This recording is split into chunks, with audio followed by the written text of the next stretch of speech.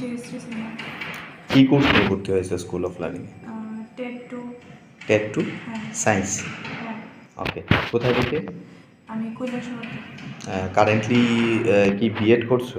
হ্যাঁ, আমি Okay. Third semester. Third সেমিস্টারে কৈলাসহর থেকে, আর বায়োসায়েন্সের, তাই তো? হ্যাঁ। তো কতদিন হলো ক্লাসে জয়েন করলি? 1 মান্থ। তো ক্লাস 1 মাস করে কেমন লাগছে? ভালোই লেগেছে। টিচাররা বুঝায়? হ্যাঁ, খুব রেসপন্সিবিলিটি নিয়ে মানে র্যান্ডম বুঝায় না টপিক ওয়াইজ বুঝায়? Topic wise. Topic wise. আচ্ছা।